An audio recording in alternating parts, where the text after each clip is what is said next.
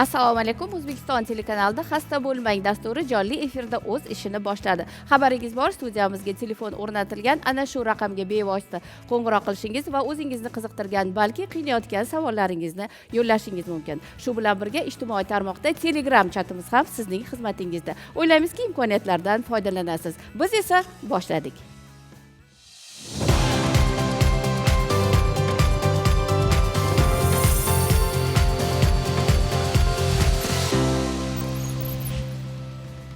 Biror xastalikka chalingan yoki biror yeri doimiy ravishda og'rib yuradigan inson shifo izlab turli eshiklarni taqillatishiga to'g'ri keladi. Kimlargadir an'anaviy tibbiyotning konservativ usuli yoki jarrohlik muolajasi yordam bersa, kimlardir dorilarsiz davolash usullarini afzal ko'radi. Akupunktura, igna sanchish orqali dorilarsiz davolash usuli aslida noan'anaviy tibbiyot usuli bo'lib, uning tarixi qadim-qadimlarga borib taqaladi. Bugun biz shu haqida suhbatlashamiz. Buning uchun studiyamizga tibbiyot fanlari nomzodi, shifokor nevropatolog, ignoterapevt Azizbek Sharipov boshchiligida poytaxtimizda faoliyat olib borayotgan doktor Avis klinikasi mutaxassislarini taklif qilganmiz. Bugun sizning savollaringizga ushbu jamoa javob beradi. Mehmonlar, assalomu alaykum, xush kelibsizlar. Demak, bugungi ko'rsatuvimiz ekspertlari bilan tanishing. Azizbek Sharipov, tibbiyot fanlari nomzodi, nevropatolog, ignoterapevt va xalq tabobati shifokorlari, ignoterapevtlar Olmosbek Quvvatov, Ilhomjon Olimov, Dilshod Murodqulov, Ra'no Zaripova, Vazira Berdimurodova.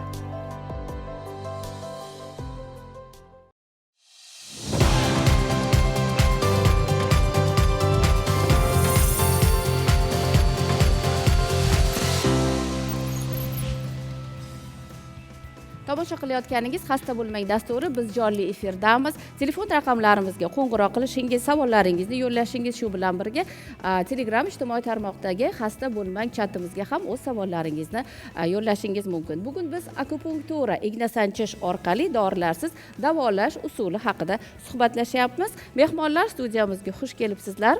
Azizbek, suhbatimiz avvalida mana shu ignoterapiya, igna sanchish orqali davolash usuli haqida ikki og'iz batafsilroq gapirib o'tsangiz, chunki bir qarashda to'g'risini aytish kerak, balki bu vaqtinchalikdir, lekin noan'anaviy tibbiyot usuli bo'lgani uchun bir qarashda ishonchni qozonishi biroz qiyinroqdek. Nima dedingiz?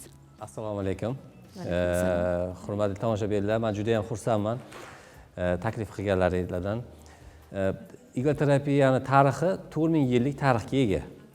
Bu birinchidan. Ikkinchidan, Amerika va Xitoy professor olimlari shubha masalasi bo'yicha 17 ta ilmiy tadqiqot izlanishlar olib borib, bu nafaqat samaradorlik, ta'siri zo'rligi ilmiy taraflama isbotlangan.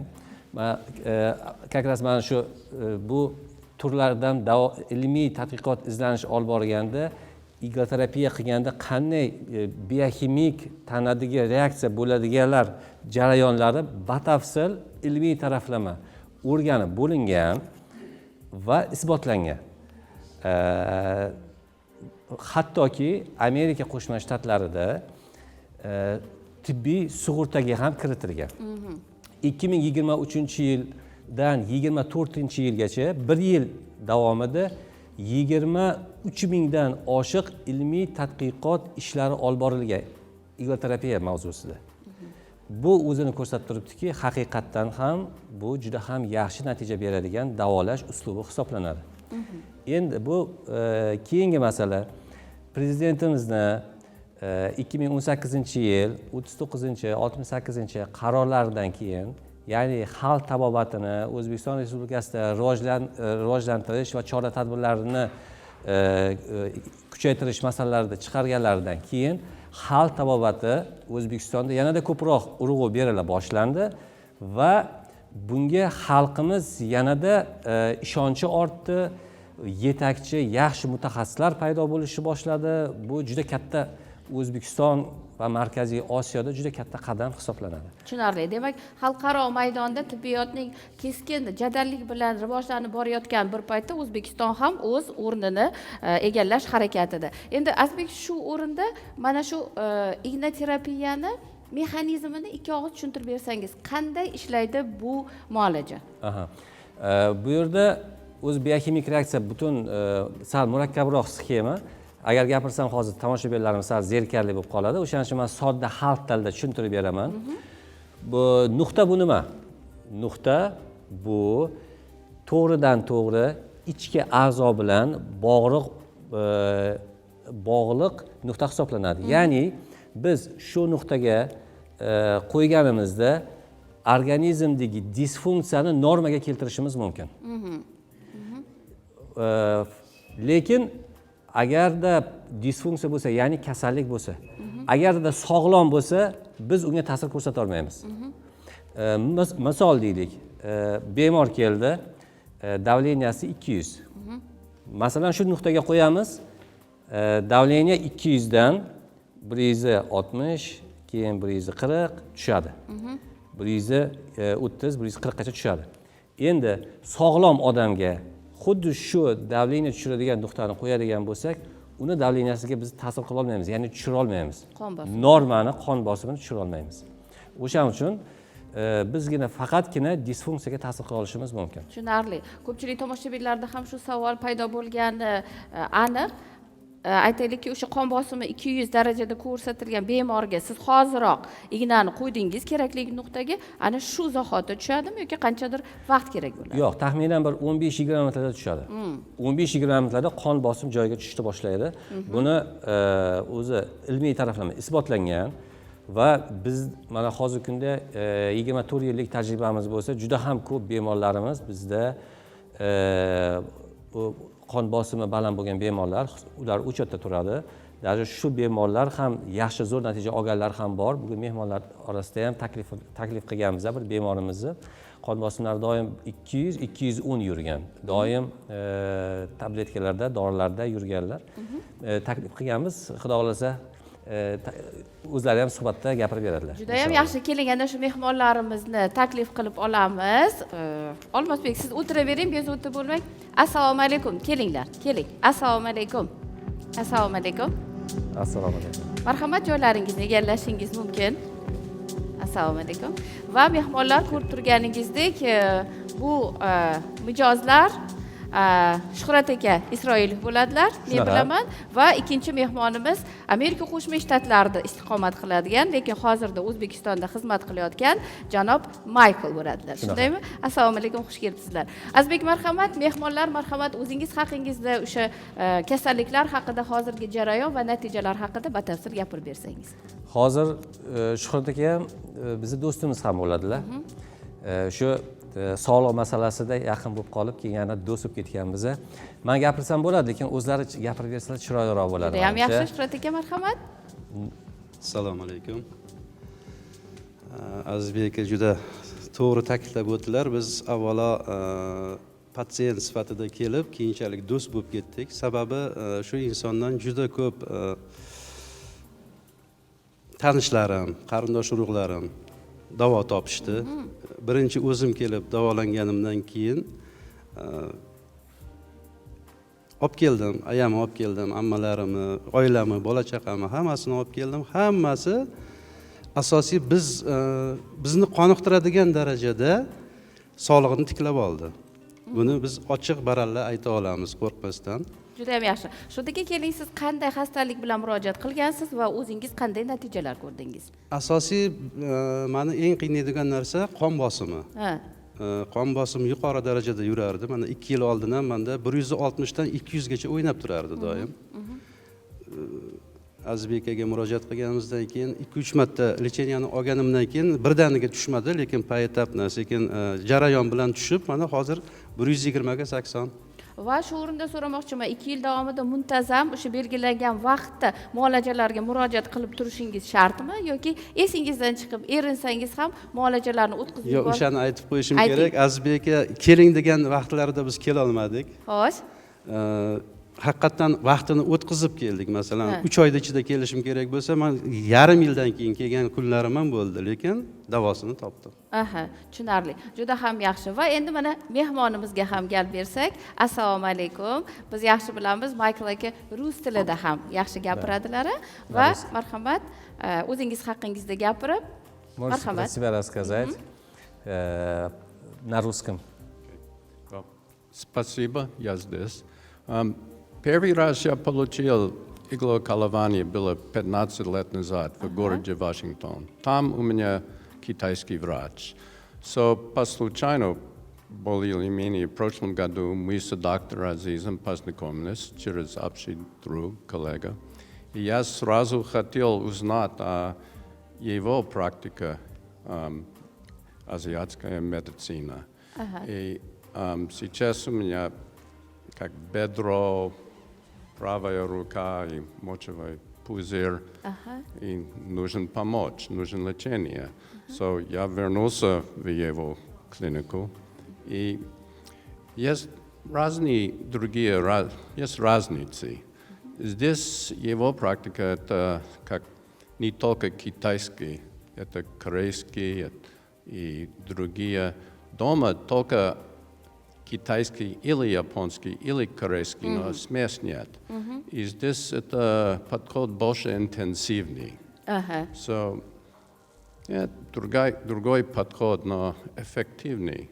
И вообще я думаю, что эта медицина, азиатская медицина, лучше да, как основа здоровья, общее здоровье. Это лучше для хронических болезней и так далее.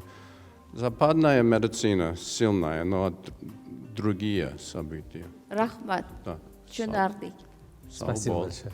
Juda ham yaxshi. Demak, Azizbek, janob Michaelga ham boshqa o'zlarini yurtlarida, vatanlaridagi muolajadan ko'ra aynan mana shu yerda o'tkazilgan muolaja ma'qul kelgan. Amerikada, Washington shtatida u yoqda igloterapevt Xitoy xalq an'anaviy igloterapiya klassikasi qo'yilgan.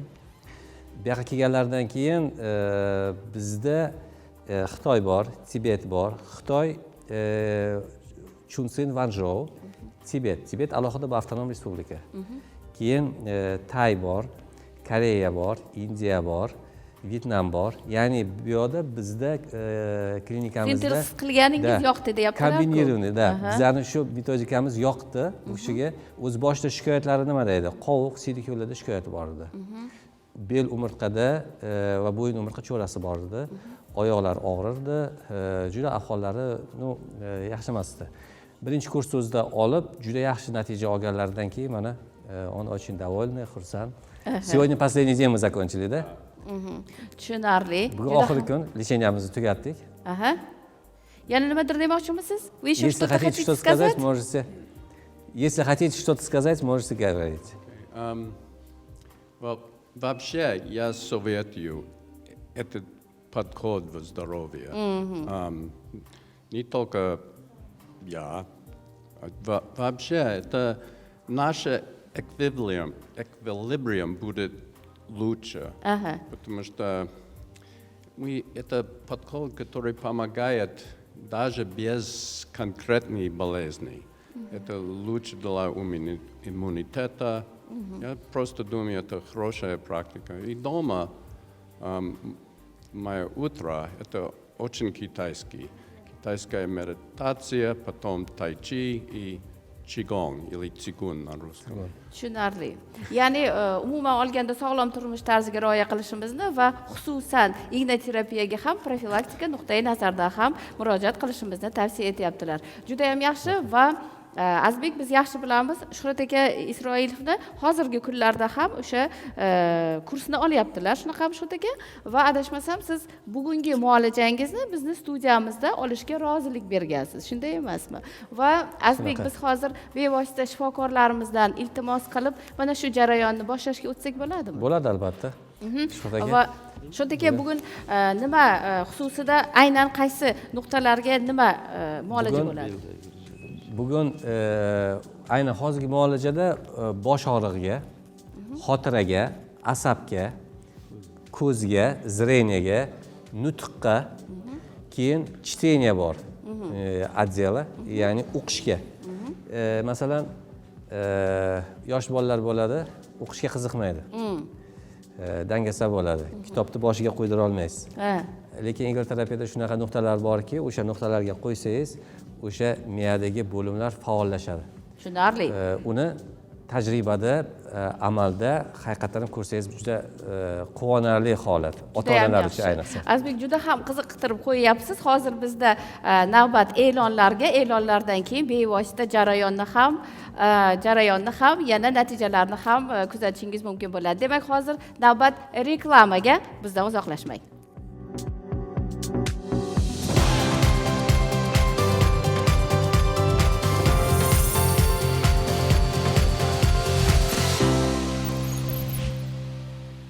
Xalq tabobati bo'yicha xalqaro klinika Dr. Avis Hospitalga xush kelibsiz.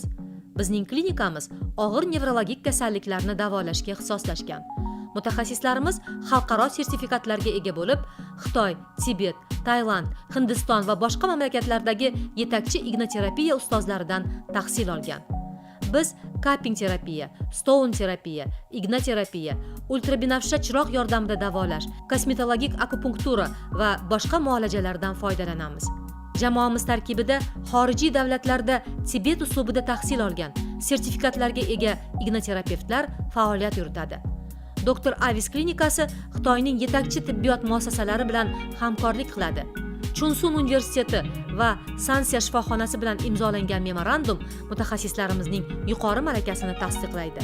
Dr. Avis klinikasi yillar sinovidan o'tgan ishonchli manzil.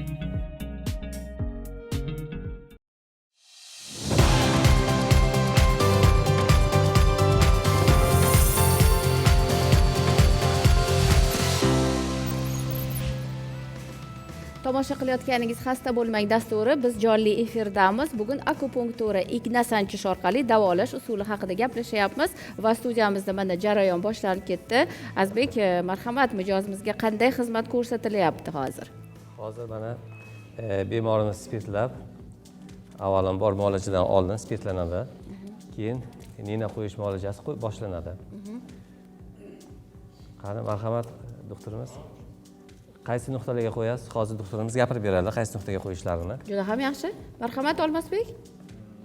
Biz hozir birinchi navbatda bosh og'rig'i, keyin asab,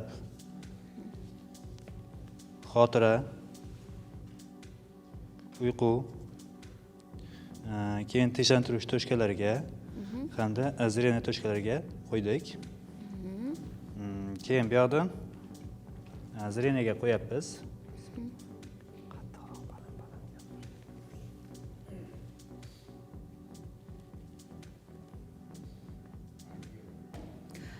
Shu o'rinda qo'shimcha qilishni istardim. O'zim ham mana shu muolajalarni ikkita kursini qabul qildim va shifokor qizlarimiz menga Barnopa, sizga befarqlik nuqtalaringizga ham qo'yib beramiz deyishdi.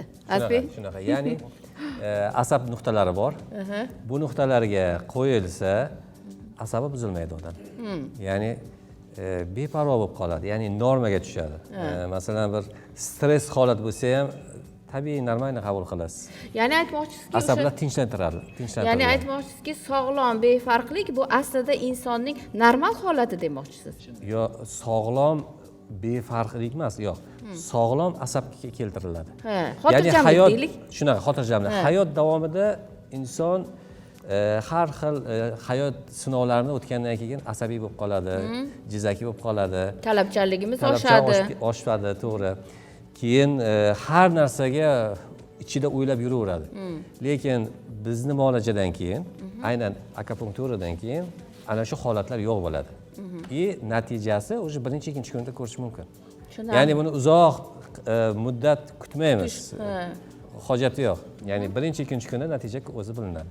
To'g'ri aytasiz. Men mana shu holatni o'zimni misolimda tasdiqlashim mumkin. Haqiqatda birinchi kuni, yana bir narsani aytishim kerak, bu muolajalar 2,5 soatgacha bo'lgan vaqt mobaynida davom etar ekan va 2,5 soat muolajadan keyin darhol buni natijasini o'zimda sezdim. Doktor yolg'on gapirmayaptilar. Va doktor mana shu muolajalarga qatnagan paytimda u yerdagi mijozlar bilan biroz bo'lsa suhbat yoki kuzatish natijasida shuni ko'rdimki, akupunktura, igna sanchish muolajasi juda ham kam holatlarda qarshi ko'rsatkichga ega ekan. Ular barmoq bilan sanoqli ekan. Keling, shularni muxlislarimizga tushunarli bo'lishi uchun sanab o'tsangiz. Aha. Qaysi bemorlarda, qaysi insonlarda akupunktura mumkin emas? Birinchidan, agarda inson tanasida kardiostimulyator bo'lsa, bu bir. Ikkinchidan, agarda yurak xurujini birinchi haftasida mumkin emas. Infeksion kasallikni birinchi haftasida qo'yilmaydi va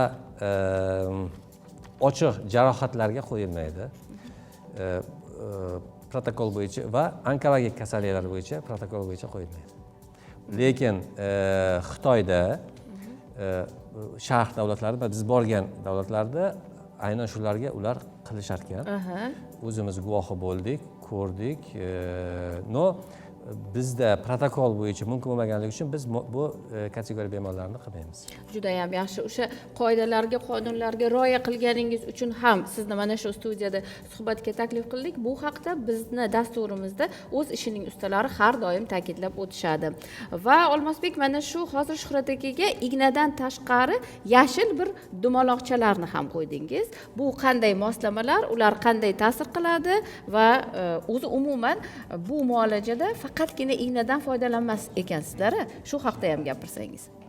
Bu asosan Tibetdan keltirilgan maxsus. Bu toshkalarga qo'yilganda shu qo'l bo'g'im og'riqlarida o'sha foyda beradi hamda bu asablarni tinchlanib, yelka sohasi nervlarda yaxshigina effekt beradi. Menda hozir bitta savol paydo bo'lib qoldi. Endi Shuhrat akaga o'xshab yotib olib, muolaja olish imkoni yo'q bo'lsa-yu, asablarimni tinchlantirishni xohlasam, shu toshchalarni olib hozir qo'limga qo'yib, dasturni oxirigacha ushlab tursam, u ham qanaqadir bir samara beradimi? Beradi. Effekt beradimi? Bo'ladi. Sizga ham igloterapiya muolajasini o'tkazsak bo'ladi. Ha, hozirni o'zida ham. Hozirni o'zida. Ha, yo'q. Tinchlantiruvchi nuqtalar. Juda ham yaxshi. Demak, bu muolajalar u qadar qiyin bo'lmagan, u qadar maxsus sharoitni talab qilmaydi, faqat yaxshi mutaxassis bo'lsa, Albatta. bo'lgan ekan. Har bir ishni o'zini soha mutaxassisi qilsa, u kutgan natija bo'ladi. Nojo'ya ta'sirga kelsak, igloterapiyani hech qanaqa nojo'ya ta'siri yo'q. Ya'ni, masalan deylik, aynan o'sha akupunktur nuqtaga qo'yish kerak bo'lsa-da, mutaxassis o'sha nuqtaga qo'ya olmasdan boshqa nuqtaga qo'yib qo'ysa, ta'siri bo'lmaydi. Effekti bo'lmaydi. Ya'ni kutgan natija bo'lmaydi. Nojo'ya ta'siri faqat shu. Azbek, to'g'risini aytsam, o'zim muolajalarga qatnayotganimda mana shu fikr xayolimdan o'tgan edi. O'sha kinofilmlarda ko'rganim, o'sha ma'lum bir nuqtalar borki, shu yerga shunda bosib qo'ysa, insonni harakatdan to'xtatib qo'yish yoki bir zarar yetkazish mumkin bo'lgan nuqtalar bor ekan. Shu mutaxassislar adashib shunaqa nuqtamga qo'yib qo'ysa-ya degan qo'rquv bo'lgan edi, to'g'risini aytsam. Shuni ham o'zi haqiqatda bormi? Bu mana ayniqsa Xitoy oldingi kinolarida, filmlarda, mana bu action deydi. Odamlarni hayratga soldiradigan filmlarda haqiqatan ham nuqtalarga qo'yishadi. Odam qotib qoladi yoki yura olmay qoladi yoki bir nima bo'ladi. Bu filmda. Hayotda unaqasi yo'q, hayotda unaqasi bo'lmaydi. Chunki biz o'zimiz ham ko'rib, masalan bir Potsiluy drakoni degan kino bor. Aynan boshda ensa sohasida zreniyani oshiradigan nuqta bor. Ko'zi ravshanlanadi. Birinchi kursda o'zida darajasiga qarab, birinchi lecheniyadan keyin 15 minutdan keyin natijasini ko'rish mumkin yoki 5 kun davomida. Aynan o'sha nuqtaga qo'ysa, ko'zi ravshanlanadi. Lekin kinoda qo'yganda u odam qotib qoldi. Ya'ni harakatsizlanib qoldi. Bu filmda. Tushunarli. Rahmat. Juda ham xotirjam qildingiz. Demak, teleekran qarshisida o'tirgan muxlislarimizda bu qo'rquvni ham yo'qqa chiqardik. Va yigitlar, stolimizning ustida nafaqat yashil, balki qora rangdagi dumaloq shakllar, toshlar ham bor. Bular nima maqsadda ishlatiladi? Nima vazifani bajaradi? Buni asosiy vazifasi tanadagi qo'llanishni yaxshilab beradi, tanadagi shamollashlarni chiqaradi. Biz buni maxsus o'zini idishida saqlaymiz. Bu idish tagida spiral mavjud bo'lib, ustini yopib, buni ulaganimizda, to'kka tiqqanimizda o'zi toshlarni qizitib beradi va qizigan holatda bemorimizni aynan kerakli bo'lgan nuqtalarga qo'yamiz va o'sha qismdagi bo'lgan kasalliklarni chiqarishga yordam beradi. Menga bitta olib beriladi toshlar. Tushunarli. Bu davolash metodi bu tayskiy metod hisoblanadi. Tayda. Bu davolash uslubi bo'yicha Xitoyda foydalanishmaydi. Ya'ni har bir sharq davlatlarini o'zini davolash uslubi bor. Biz o'sha davlatlarga borib, o'qib, o'rganib, haqiqatdan ham natijasi zo'rligini bilganimizdan keyin biz uni O'zbekistonda xalq tabobati yo'nalishi bo'yicha davolash uslubiga qo'shilgan. Bu qora tosh tanadagi barcha shamollashlarni tortib oladi. Birinchi kursda o'zi biz bu toshlarni, ayniqsa urologik patologiyalar bor. Bu gidronefroz, uretrogidronefroz, neyrogen qovuq, остаточный mocha deydi.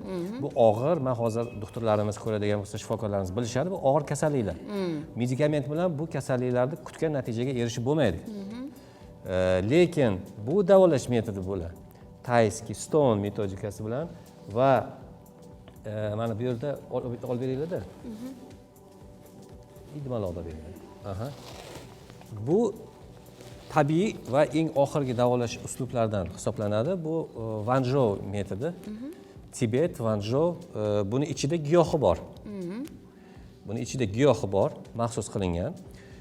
Har bir kasallik nuqtasiga qo'yiladi bu. Soha, ya'ni masalan deylik, yelka soha, ayrim joylariga buni qo'yib bo'lmagan joyda bu giyohimizdan qo'yamiz. Bu giyoh 500 ming martagacha bu davolash uslubini qo'llashimiz mumkin. Maxsus spirt bilan obработка qilingandan keyin natijasini masalan deylik, bemorlar uzoq 20 minut chidab berishi mumkin. To'g'ri aytasiz. Uzoq 20 minut. Bo'lmasa 5-10 minut ichida bu tanada shunaqa qizdirib, shamollashni, shunday tortishni boshlaydiki, suyak ziligacha boradi. Shunchalik zo'r davolash uslubi hisoblanadi. Biz buni hozir doktorlik dissertatsiyamizda fitoaplikator uslubida hozir qo'llayapmiz, inshaalloh. Unda ham yaxshi natijalar bo'lib qolsa, yana hozir kitob yozamiz, kitobimizda ham shu haqda batafsil gapirib o'tamiz.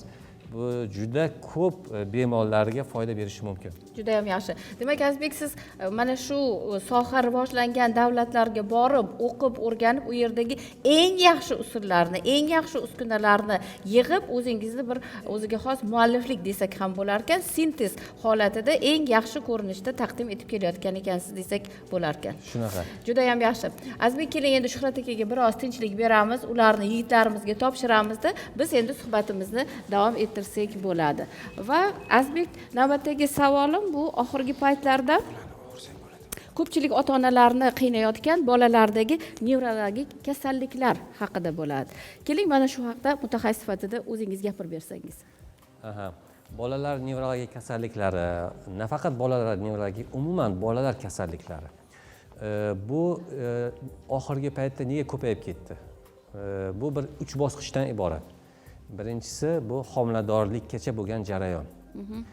Hozirgi yoshlar, bilasiz, sog'lom turmush tarziga rioya qilishmaydi. Ya'ni u nima degan sog'lom turmush tarzi? Kola, Fanta, gazlik, fast foodlar, gazirovaniylar, suyuqliklar, sovuq suvlar, aynan muzday sovuq, ayrim yoshlarimiz bor, xolodilnikdan muzday olib ichishni yaxshi ko'radi. Bular nima qiladi?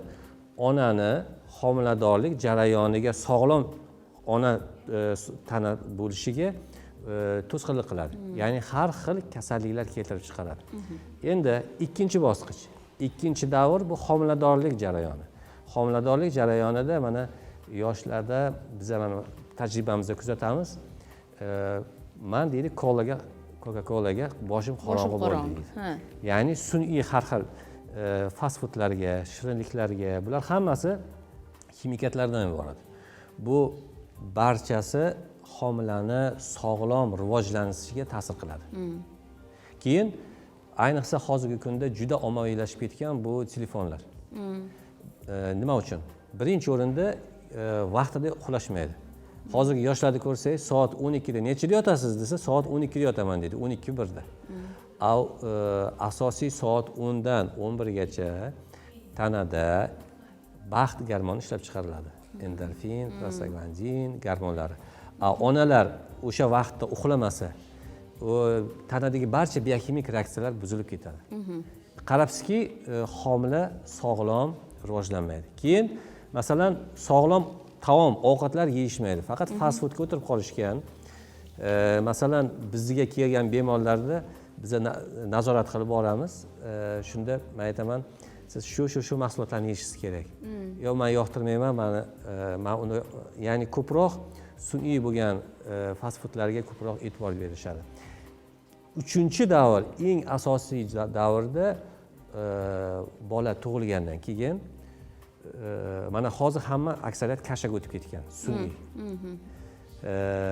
Xudoy taolo inson onani shunaqa qilib yaratganki, masalan 4 ta farzand egizakni dunyoga keltirsa, 4 ta bolani ham ona suti bilan oziqlantirib to'ydirishi mumkin hozirgi kunda. Lekin bizdagilar nima qilishadi? Birinchidan parhezga rioya qilishmaydi, har xil taomlar yeyishadi. Ikkinchidan sut ko'paytiradigan mahsulotlarni iste'mol qilishmaydi. Bu sal ozroq meditsinamizdan bu xalq taboatiga kiradi va profilaktikasiga kiradi. O'zi aslida sog'lom turmush tarzi, ya'ni sog'lom ona ovqatlanishi kerak. Sut ko'paytiradigan mahsulotlarni yeyish kerak. Yana kitoblarda, adabiyotlarda yozilmaydigan va chet ellarda biz o'rgangan bir ustozlarimizdan yana bir juda katta ahamiyatli narsa, masalan, ona qaynoq suv ichishi mumkin emas. Ona suti bilan bolani oziqlantiradigan yoki muzday ichish mumkin emas. Nega? Chunki qaynoq ichsa, ona suti qaynoq boradi va chaqaloqning og'zi kuyadi. Muzday ichsa, bola ichi shamollaydi. Masalan, chaqaloq o'zidan o'zi qorni og'rib qoladi, ichi ko'karib qoladi, yam-yashil kelishni boshlaydi. Hamma hayron, nimaga unaqa bo'ladi? Birinchi o'rinda muammoni onada qidirish kerak. Ya'ni onani sog'lom turmush tarziga rioya qilsa, men o'ylaymanki, surunkali va har xil og'ir bolalar patologiyasi kam bo'ladi. Tushunarli. Demak, hozir o'sha hattoki nevrologik xastaliklarning ham ildizi borib nosog'lom turmush tarziga, kam harakatlilikka, uyquning me'yorida bo'lmasligiga borib taqalyapti. Va Azbek, shu o'rinda mana endi tajribali shifokorlarimiz o'tirishibdi. O'zingizni o'sha tajribangizdan kelib chiqib aytsangiz, bolalar bilan bog'liq qaysi xastaliklar bilan ko'proq murojaat qilishadi va igna sanchish usuli orqali qaysi xastaliklardan mutlaqo xalos bo'lishga erishish mumkin? Bizda klinikamizda ko'proq bolalar nevrologik kasalliklar keladi, urologik kasalliklar keladi. Masalan, urologik kasalliklarni kim gapirib beradi? Bo'ldi, mana doktorimiz hozir urologik kasallikni gapirib beradilar. Marhamat. Bizga asosan enurez kasalligi bilan og'rigan bemorlar juda ko'p murojaat qilishadi. Undan tashqari gidronefroz, uretrik gidronefroz, sidik pufagi shamollashib, yurak kasalliklari bilan og'rib kelishadi. Asosan enurez bemorlarimiz bizda ko'p bo'lganligi sababli uni qisqacha sizlarga aytib bermoqchiman. Enurez aslida bolani muammosi emas. Enurez asosan tunda sodir bo'ladi. Bolalar uxlab yotganda u bolani aybi emas. Bola uni ongli ravishda nazorat qila olmaydi. Buni asosiy ikkita sabab mavjud bo'lib, asosiysi irsiyat birinchisi, keyingisi esa hozirgi kundagi zamonaviy tagliklar. Oldin bilsak, bolalarimiz faqat beshiklarda yotishgan va ularning tegi doim quruq bo'lgan. Hozirgi kundagi zamonaviy tagliklar kun davomida 3-4 marta almashtirilganiga qaramay, oralig'ida bo'lgan pamperslar namligicha bolani tagida qoladi. Bu pamperslarni namligicha qolishi bolada sidik pufagi kasalliklari, o'tkir shamollashlarni yuzaga keltiradi.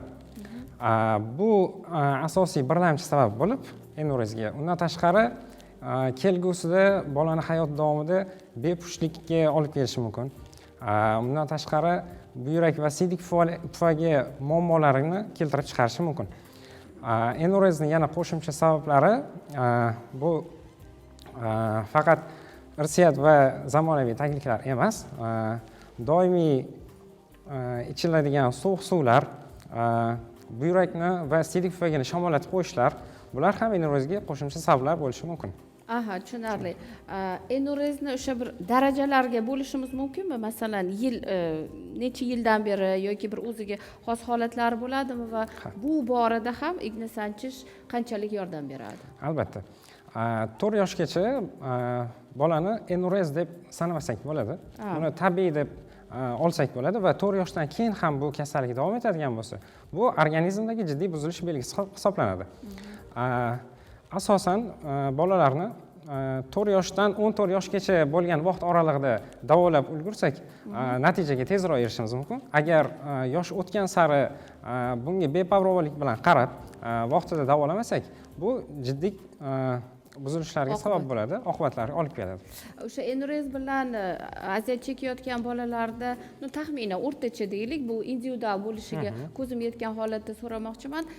Qancha vaqtda birinchi natijalarni ko'rish mumkin? Birinchi kursni 2-3 kunlar davomida biz rezultatga erishishimiz mumkin. Juda ham yaxshi. Rahmat. Yana bitta savol bor. Og'ir operatsiyalarni boshidan kechirgan bemorlar reabilitatsiya nuqtai nazaridan ham igna sanchish muolajalariga murojaat qilishi mumkinmi? To'g'ri, juda nozik masalaga kirdingiz. Sababi operatsiyadan keyin barcha 100% bemorlarga nafaqat reabilitatsiya, neyroreabilitatsiya muhim. Shuning uchun men doktorimizga so'z bersam, Olmosbek. Neyroreabilitatsiya asosan hozir Xitoy davlatlarida, Xitoy davlatida, Koreya davlatida, Tibet davlatida, Hindistonda o'sha ommaviy o'sha o'tkazilib bormoqda. Bu esa organizmda patologik jarayonlar, urologik kasalliklarda, kardiologik kasalliklar, neyroxirurgik kasalliklar va boshqa patologik kasalliklarni oladigan bo'lsak, u organga boradigan nervlarni o'sha igna terapiya orqali stimulyatsiya qiladigan bo'lsak, uning ish faoliyatini yaxshilaydi. Ya'ni u stimulyatsiya jarayoni hamda bir-birini innervatsiya qilib boradida, shunday tiklanishi yaxshi bo'ladi.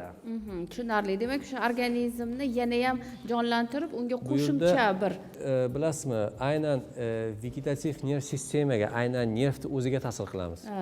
Bu nuqta orqali operatsiya qilingan a'zo, masalan, deylik, buyrakni oladigan bo'lsak, buyrak kasalligida operatsiya bo'ldi. Endi uni innervatsiyasi, ya'ni oziqasi, ya'ni nerv buyrakda yaxshi faoliyatini qilib beradigan bu nerv tizimi.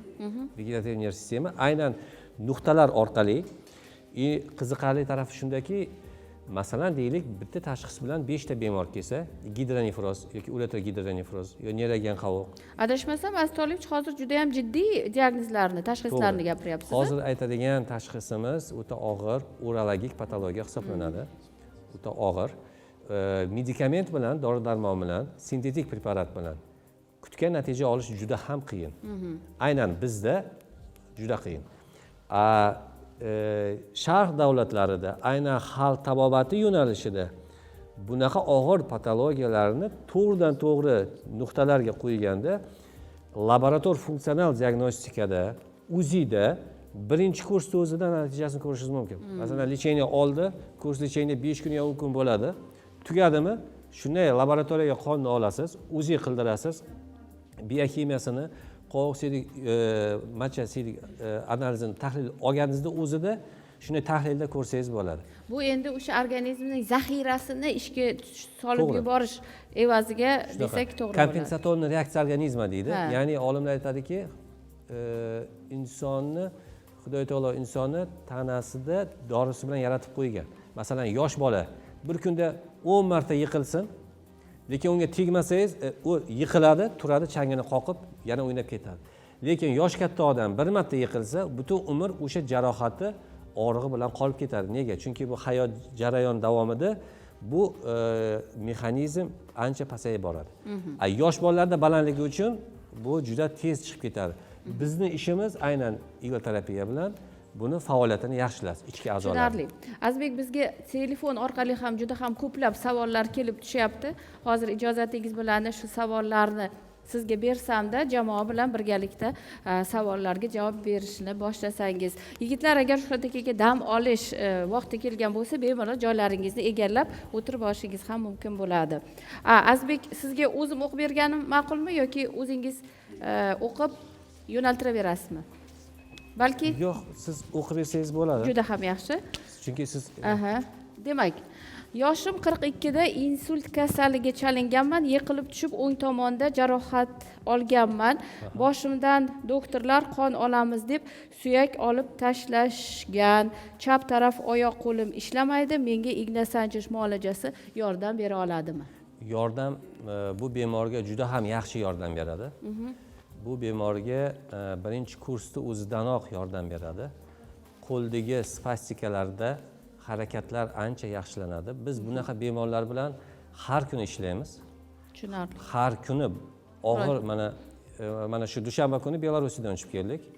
Doktorimiz bilan biz Belorussiyaga, chet davlatlarga ko'p chaqirishadi bizani. Aynan стволовой insult bor. Стволовой insult bularning insultidan ancha og'irroq. Demak, u murojaat borganda qilishda unda qancha natija bo'lgan. Bu kishini holatiga qaraganda o'zi birinchi kursda o'zida yaxshi o'zgarish bo'ladi. Faqatgina bu kishi etap kursi bor. Masalan, bir kursli chaynak qildik, turdi, yurib ketdi emas. Ya'ni darajasiga qarab, og'irligiga qarab u bemorga yordam berib, sog'lom turmush tarziga qaytarishimiz mumkin, xudo xohlasa. tushunarli. Rahmat. Navbatdagi savol, prostata bezini davolashda yordam bera oladimi igna sanchish? Prostata bezini birinchi protsedura muolajasini o'zidanoq yaxshi natija olish mumkin. Dilshod, mana gapirib berishlari mumkin.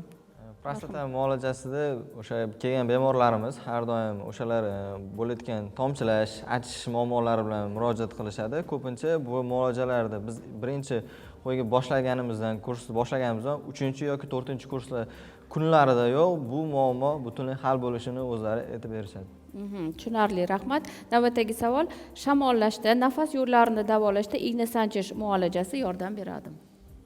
Shamollashda Vazira? Albatta, boshqa kasalliklarga nisbatan bu holat yengil hisoblanadi, ta'siri tez bilinadi. Dastlabki 2-3 kunda va allergik holatlarda ham, o'sha burun bitib qolish holatlarida ham tez yordam berishi mumkin va bunda kompleks qilish mumkin. Ston terapiya, kapin terapiyalar bilan qilinganda effekti juda yaxshi bo'ladi. Rahmat.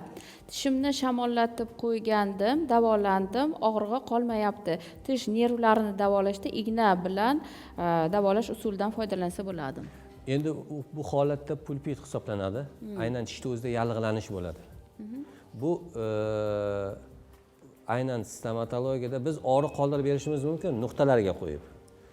No, biz u pulpitni ichidagi yallig'lanishni chiqarishda bizani davom olajamiz kutgan natija bo'ladi. U birinchidan antibiotik olish kerak. Xalq tabobati, ya'ni igloterapiya shunday kasalliklar borki, masalan, pulpit misol deylik. Temperatura 39-40 yoki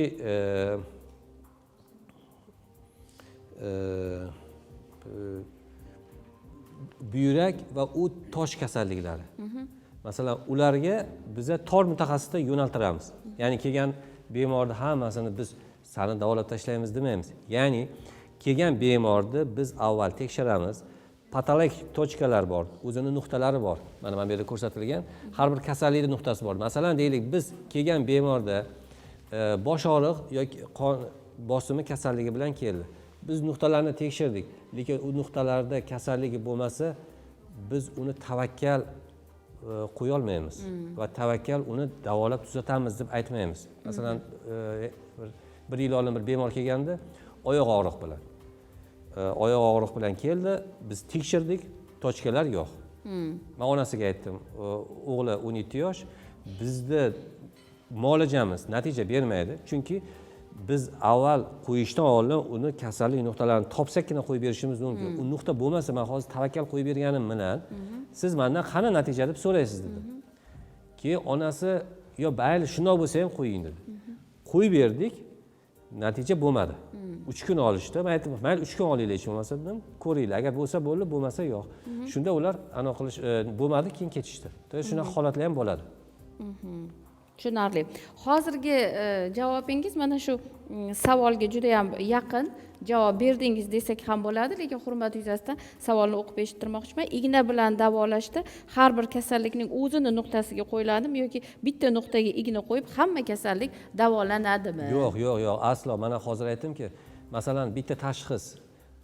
Kelaylik, men hozir ommaviy bo'lib ketgan bel umurtqa cho'rasi, grija. Juda ham ko'p. 5 ta bemor kelsa, beshala bemorda bitta joyda grijasi bor. L5, S1 da deylik, protruziya bilan beshala odamga bemorga bir xil nuqtaga qo'ysangiz natija bermaydi. Har bir bemorda yoshi bor, turmush tarzi bor, u bel umurtqa cho'rasini keltirib chiqargan omil bor. Bir necha sabablari bor. O'shaning uchun har bittasiga individual nuqta avval qidiriladi. Ya'ni tana xaritaga o'xshab ketib qoladi. Unga marker bilan bitta-bitta belgilab chiqiladi. Mana doktorlarimiz bilishadi, o'zingizdan borgansiz, butun xarita qilib, chizib, ana undan keyin qo'yiladi. Tushunarli. Vazbek, shu o'rinda men teletomoshabinlarimiz uchun yanada aniqroq bo'lish uchun mana dasturimiz avvaldan beri bir necha marotaba ston va cupping terapiyalar haqida gapirdingiz. Ranaxon, keling shu haqida batafsil, Vazira, qaysi biringiz batafsil gapirib berishingiz mumkin? Marhamat, Vazira. Ston terapiya efirda ko'rsatib o'tildi. Qora toshlarimiz bular qizdirilgan holatda kerakli tochkaga qo'yiladi, ya'ni biologik faol nuqta. Organizmda biologik faol nuqtamiz ichki a'zolar bilan bog'liq bo'ladi barchasi. Biz kerakli nuqtani topib qo'yganimizda effekt tez bo'ladi. O'sha nuqtada qon aylanishi ko'payib, organizm o'zini o'zi tiklash jarayoni ishga tushadi. Tushunarli. Men bekorga qizlarimizga yuzlanganim yo'q. Hozirgi kunda kosmetologiya juda ham rivojlangan va kosmetologlarga murojaat qilmagan ayollarni topishni o'zi qiyin bo'lib qoldi va aytishlaricha igna sanchish orqali ham kosmetologlar ko'rsatayotgan xizmatlarni o'rnini bosuvchi natijalarga erishish mumkin ekan. Aytingchi qizlar, nima uchun igna sanchish usulidan foydalanganimiz afzal? Mana ko'cha to'la xizmatlar bor, fillerlar deysizmi, turli xil ukol, shu. Nima uchun bu haqda siz nimani taklif qila olasiz va nima uchun bu yo'nalishni tanlashimiz kerak? Assalomu alaykum, yana bir bor. Igna terapiya usuli noyobdir, ta'siri noyobdir, chunki u nafaqat yoshlikni uzaytirish, balkim patologiyaga ham qarshi chiqa oladi. Masalan,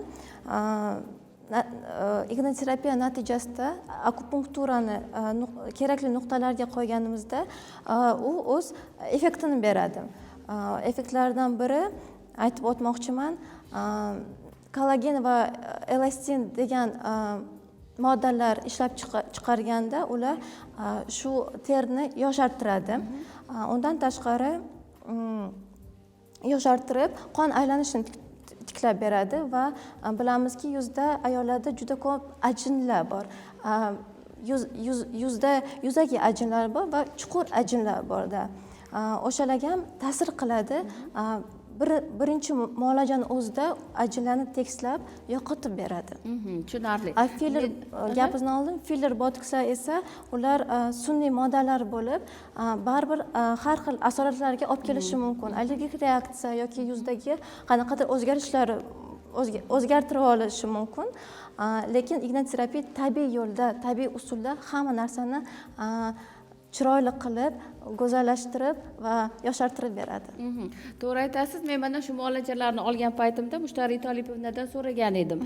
Nima uchun aynan sizga murojaat qilishim kerak desam, ular shunday javob berdilar. Barnopa, xavotir olmang. Men sizga hech qanday yordam bera olmagan taqdirimda ham sizga zarar yetkazmayman. Ya'ni o'sha igna bilan sanchish davolash usulini shunday ta'riflashyaptiki, agarda eng kamida hech bo'lmaganda hech qanday natija ola olmasangiz ham hech qanday zarar ziyon yetkazmaydigan usul deyishyapti. Juda ham yaxshi.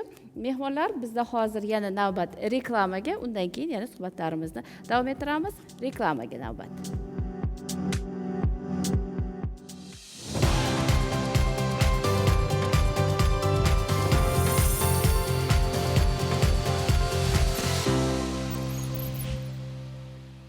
xalq tabobati bo'yicha xalqaro klinika Dr. Avis Hospitalga xush kelibsiz. Bizning klinikamiz og'ir nevrologik kasalliklarni davolashga ixtisoslashgan.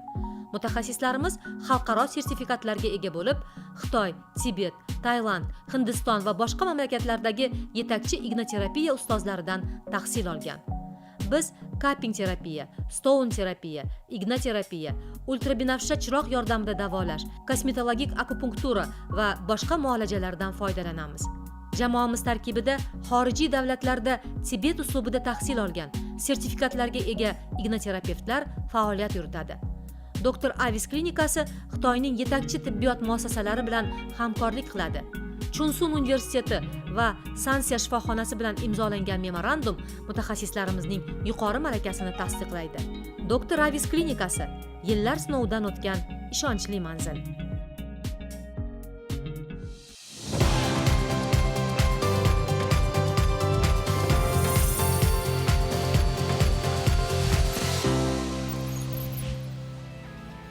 O'zbekiston telekanalida xasta bo'lmang dasturi davom etyapti. Shuhrat aka, xush kelibsiz desak bo'ladimi muolajalardan keyin? Xo'sh, mana kayfiyatingiz ko'tarilgani yaqqol ko'rinib turibdi. Kayfiyatim ko'tarildi, asabam joyiga tushdi, yana uxlab ham oldim. Ana, shuncha shovqin bo'lishiga qaramasdan uxlab ham oldingiz. Demak, yuqorida yigitlarimiz xotirjamlik nuqtalarini qo'yishgani o'zini natijasini beribdi. Rahmat Shuhrat aka. Bundan buyog'iga ham xasta bo'lmang deymiz, har doim salomat bo'ling. Rahmat ishtirokingiz uchun. Rahmat. Va bizda vaqtimiz juda ham chegaralangan. Tezlik bilan Aziz Tolipovich ikkitagina savolga javob berishga ulgursak. Yoshim 63 da, chap ko'zim glaukoma bo'lib operatsiya qildirganman. Hozir yaxshi ko'rmayman. Faqat harakat sharpa ko'rinadi. Igna sanchish bilan ko'zimni ko'rishini davolasa bo'ladimi? Yaxshi savol. O'zi bu mavzuni ko'taraman degandim. Aynan operatsiya. Agarda tig' tegmagan bo'lsa edi, biz yaxshi zo'r natija qilib berishimiz mumkin edi.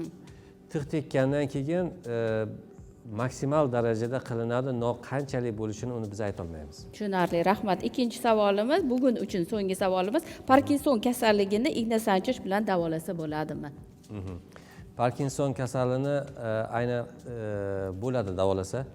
Yaponiyada ham ilmiy tadqiqot ish olib borilgan, aynan bizning bir shogirdimiz o'sha ilmiy ishni olib borgandilar.